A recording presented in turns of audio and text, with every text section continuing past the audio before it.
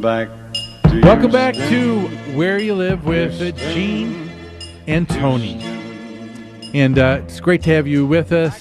Today we're talking about some of the legislative efforts in trying to curb and deal with problems, and some of the things that are being put forward, folks, quite frankly, I think are going to add to the turmoil. Yeah. And we're only talking about real estate. And this is just real estate. Yeah. Those legislators talk about a lot of other areas of our lives. That's right.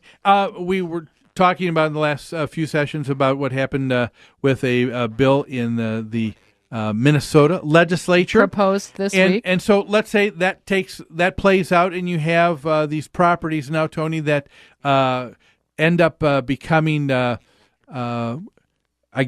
more blighted because of deferred maintenance and people not tending to them.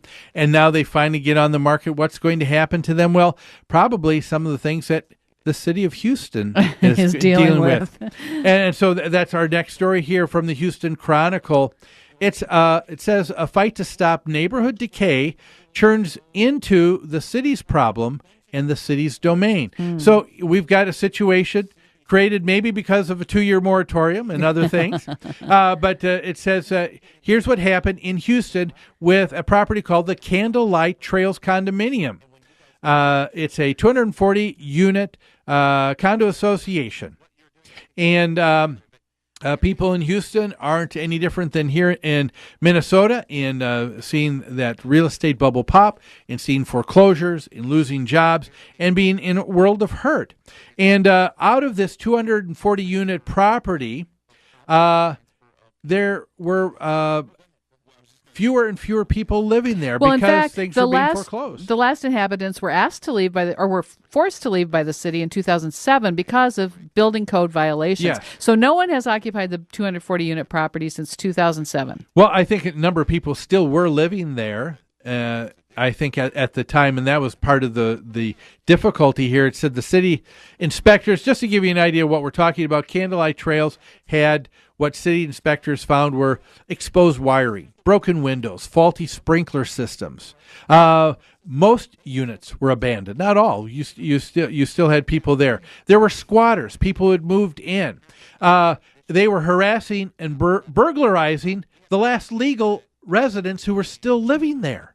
So people still were there during this time. I still think it was 2007 when everybody had to be forced out. But after anyway, all this happened, it all goes through, and the paint peeled from the outside of the 3-story building. Lobby glass doors had been pulled from hinges and shattered, and so here they are left with this mess. Blighted property that really needs to be raised. That's the only thing that you can do. Knock it down and start all over again. However, the city doesn't necessarily have the ability to do that. Or the authority. Because that belongs to the owners of the property. And there were some 150 individuals yet that the city had to try and contact to get involved with here to be able to get that transfer of the property so that they can own it free and clear and be able to finally raise the building. So the city has the right of eminent domain, but they have to follow a process with the owner of the property. Yes. And because there were 150 individual owners, it took forever for them to go through the process with each individual owner. It took 3 years, countless trips to court, and legal help before they could finally tear down the building. And I'm okay with that. You know, for some people who might say, well, that's just too long. The city should be able to take care of things quickly. I would say, no, I don't want a government that can just quickly make a decision with other people who are property owners.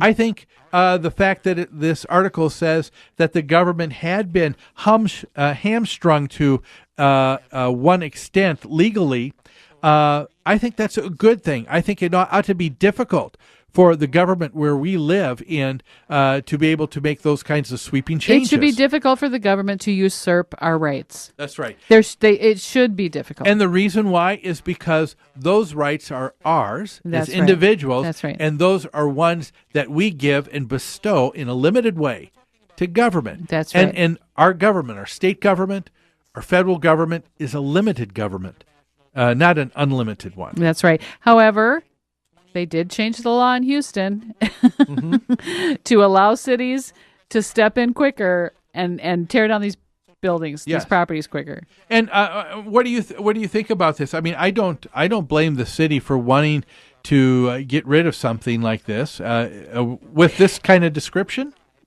That's right. And they mentioned in the article, too, that even a developer who wanted to do something with the building and the lot couldn't do it because they couldn't get clear title to it because of all these different owners and all these different things. So, we talked about no moratorium for foreclosures because properties continue to decay during that process. And in this case, the city does want to do something and take over the property sooner so that it isn't a blight on the community. Where's the middle ground, or where's the common sense? I'm going to go back to what we just talked about, and that was the Senate file. Was it 1582 that wants to put a moratorium with foreclosures for 2 years in Minnesota? If they said here that the way to get a blighted property turned around is to get it into new owners' hands, and the only way you can do that is to give them clear title, you're not clearing anything by putting a moratorium that's true. on the mortgage. All you're doing is creating a something that just sustains an unsustainable reality. You're trying to change the process so that these buildings cannot be repossessed or foreclosed or condemned. That's the word I'm looking for, by the city, and something better put in there. So on the one hand, you're raising more obstacles. On the other hand, you're speeding up the process and usurping people's rights. I don't know. I don't know. I just can't understand it. It just seems like people just aren't understanding what's involved with a free market.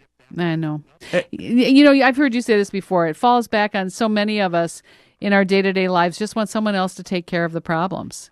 And unfortunately, I think that's translating into we'll just let the government take care of all our problems without thinking about the consequences. You bring up I guess a good point, and I think that is probably a presupposition that is in the back of a lot of people's minds. In the past, when you've had cities like Houston, Minneapolis, Chicago, wherever, and there are properties that go into disrepair and they need to be raised. They're condemned. They're torn down. That's always been done on a very small basis. I mean, only a small percentage. And so even though it took money from a city's budget, the city would have it. But there has been this almost understanding that we have in our society now that no matter what, if I can't control my own destiny and situation, if I can't control what happens to my life, I should always be able to fall on the government to help me. I should always be able to look to them for a bailout. I'll even make that a little more rancid statement. It's not just because I can't control my destiny. Sometimes it's because I've made such terrible decisions in my life. I found myself in a bad spot, and now I want the government to bail me out. Yes, I mean, how do people learn? And I think people, I think people learn from mistakes. Yeah. People learn because they have to go through some hardship. They have to go through some embarrassment. They have to go through some shame. They have to go through some hard times because they were not a person of their word. They didn't follow through in a contract like someone else thought that they would. Or like I promised I would. Yep. And if we are, if we really do believe that we're are a country that's supported by civil law, if that means something, then you can't all of a sudden just have a free day, where everyone gets a pass. It's like, right, we're operating based on one set of premises one day, and then the next day it's changed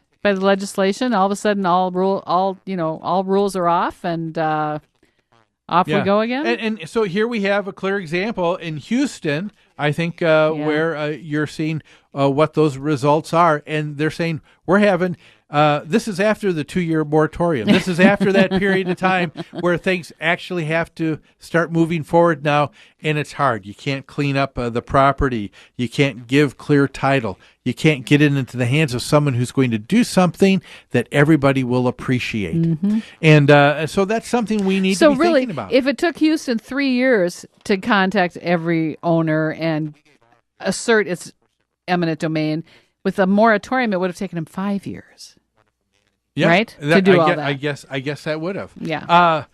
Folks, I just don't see the good in just prolonging what is already inevitable. That's right. Well, hey, we've got to take another break. When we come back, we're going to turn to the Pennsylvania legislature and what they have on their effect on condominium associations, good or bad. You be the judge after this.